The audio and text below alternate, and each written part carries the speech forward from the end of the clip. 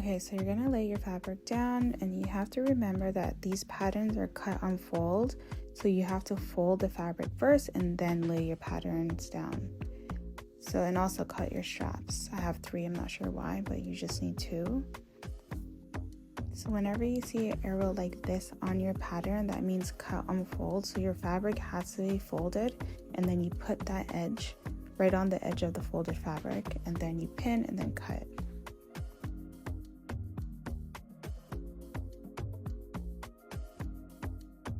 Okay, so you'll notice that the top piece looks a lot bigger than the bottom piece. So we're going to create a gather stitch near the bust area, and that's going to bring everything together, and it's going to fit perfectly. So we're going to bring it over to our machine and then do a gather stitch. You have to remember to put your SPI to 5 and then just stitch, and remember to leave a tail at the beginning of your stitch and also at the end of your stitch. So when I'm leaving my tail, I'll stop. Do not back tack, you just pull and then to create the tail and then cut. Okay, so once you're done with that, we're gonna grab our thread to create the gathers, and we do one side at a time. So I'll just pull the thread and then pull the fabric the opposite direction, and then you'll do it on the other side as well until you get your desired gather look. Okay, so you're gonna lay the pieces down to find the center on both the top and the bottom piece, and then with the right sides together, we're gonna pin in place. Okay, so the gathered area needs to fit in this bottom piece. So we're just gonna fix the gathers to make sure that it's even and it looks neat.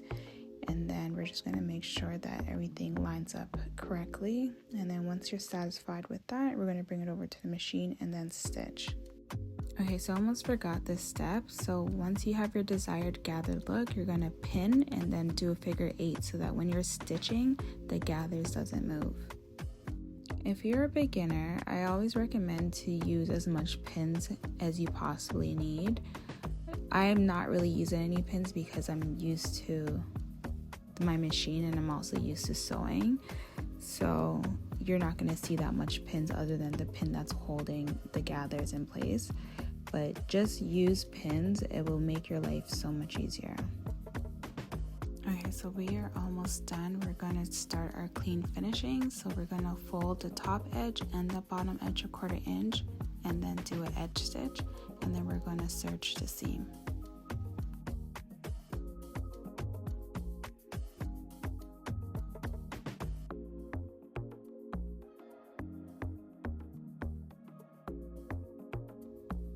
Okay, so now it's time for the strap. So we're gonna fold the strap in half, right sides together, and then sew a 1/4 inch seam allowance. Okay, so you're gonna need a safety pin for this part. So you're gonna pin the top piece of the strap, but only through one layer. And then you're just gonna push the pin through the little tunnel until you get to the other side so that we can get the strap where the right side is facing up. With the bust facing right side up, you're gonna lay the straps down and pin. So you're gonna pin the strap to the top edge, and then you're gonna pin the other strap at the seam. Okay, so bring it over to your machine, and we're gonna do the same thing that we did to the top edge and the bottom edge. So we're gonna fold it over a 1/4 inch and then edge stitch.